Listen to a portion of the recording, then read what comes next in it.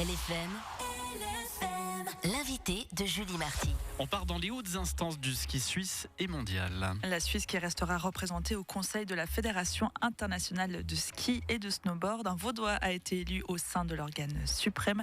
Jean-Philippe Rochat, bonjour. Bonjour. Vous avez été élu lors du congrès de la FIS à Reykjavik. Qu'est-ce que ça représente tout d'abord pour vous ?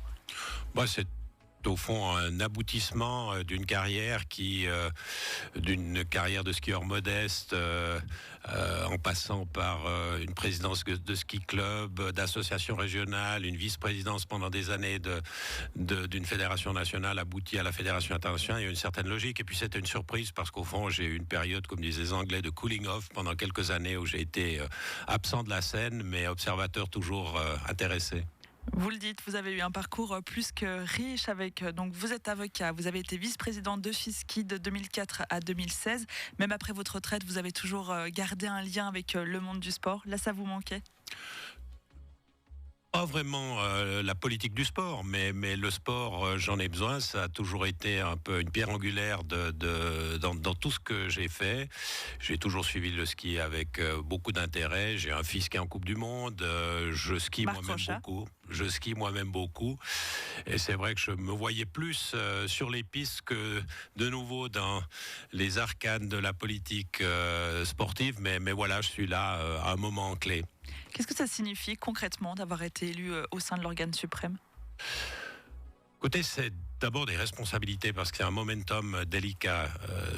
Le ski fait face à des défis de nature environnementale, sociale, commerciale, comme d'ailleurs un certain nombre d'autres de sports.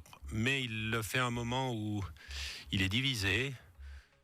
Une division entre les grandes nations, les plus petites nations, des divisions au sein des grandes nations, et puis un président très clivant qui fait qu'il faut impérativement restaurer un certain dialogue, sans quoi l'avenir de ce sport va être sans doute très compliqué. Vous parlez de tensions, on en a beaucoup entendu parler aussi dans la presse des tensions entre Urs Lehmann, l'ancien président de Suisse Ski, et le président de la FIS, le Suédois Johan Eliasch. Votre rôle, ça va être d'apaiser les tensions ? Oui, alors il y a eu évidemment des tensions entre Urs Lehmann et Monsieur Eliasch qui tiennent à une rivalité qui est née lors de la candidature à la présidence d'Urs Lehmann. Mais il n'y a pas qu'une rivalité entre Suisse et FIS. Il y a des divisions beaucoup plus profondes pour des motifs divers. Et c'est vrai que ma fonction, c'est d'essayer de renouer le dialogue. Et il y a aujourd'hui un nouveau conseil avec de nouvelles majorités qui, je crois, est animé par ce désir de parler un peu plus de sport et un peu moins de rivalité de politique. Jean-Philippe Rochat, vous parliez au micro de la RTS de vos missions et vous disiez notamment devoir recréer une unité. Comment vous allez faire ? Écoutez, ça a déjà commencé en essayant de parler avec des acteurs que je ne connaissais pas forcément. Et c'est des acteurs extrêmement divers parce qu'on voit d'abord un nombre de petites fédérations, les gens l'ignorent, mais c'est plus de 140 fédérations.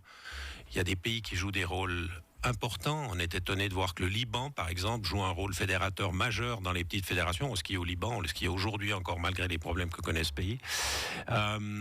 Et au fond, il faut se préoccuper des besoins. Personne mieux que les fédérations nationales sont conscientes des besoins pour essayer de développer ce sport qui doit devenir impérativement un sport global si on veut qu'il continue à se développer. Et puis ensuite, il faut parler avec les grandes fédérations européennes, nord-américaines, et puis surtout essayer de restaurer le dialogue avec un président qui a un peu eu la tendance de conduire une fédération sportive comme on conduit un groupe industriel. Et c'est pas tout à fait la même chose.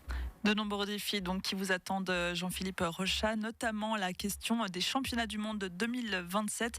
La FIS a publié un communiqué menaçant l'organisation de ces championnats du monde attribués à Crans-Montana. L'accord entre la fédération et les organisateurs n'avait toujours pas été signé. Ça, c'était il y a quelques mois. Qu'en est-il aujourd'hui ? Bien, l'accord est toujours pas signé. Et c'est, à mon avis, une des priorités pour le nouveau conseil que de mettre maintenant ce contrat sous toit. On est dans une situation qui est totalement inacceptable. Les prochains championnats du monde ont été attribués jusqu'en 2031. Le contrat avec Crans-Montana n'est toujours pas signé. il y a des responsabilités partagées de la part de la FIS, de la part de la candidature, de la part de Swisski. Mais maintenant, il faut faire table rase et signer. Il y a encore quelques problèmes techniques liés notamment à des garanties.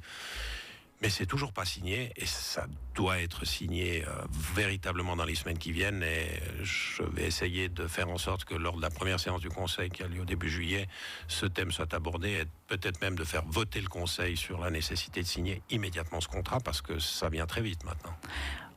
Il faut se battre pour que la Suisse aujourd'hui garde sa place au niveau international. Je crois que la Suisse naturellement a sa place. Et ça paraît d'ailleurs un peu atypique. On sort d'une saison enthousiasmante où le skieur retrouve en Suisse une place qu'il n'a plus depuis très très nombreuses années. Et puis au niveau international, on a cette division. Alors tout le monde reconnaît momentanément la force, je dirais, de la fédération suisse, l'importance de la Suisse comme nation organisatrice aussi. Donc de ce point de vue-là, il n'y a pas de rivalité.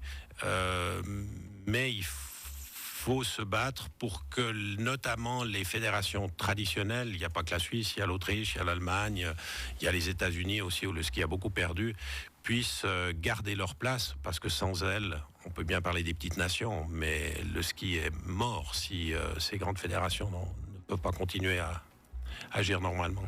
Mais est-ce que la situation est grave aujourd'hui, Jean-Philippe Rochat ? Moi, je pense qu'elle est assez grave. Elle est grave, elle n'est pas irrémédiablement condamnée, mais il y a une urgence. Jean-Philippe Rochat, vous venez d'être élu au Conseil de la FIS. Vous serez donc chargé de ces missions, de cette urgence. Merci d'avoir été avec nous ce matin. Merci, je ne serai pas seul, je précise. Merci. 7h28 sur LFM. LFM, les plus belles chansons.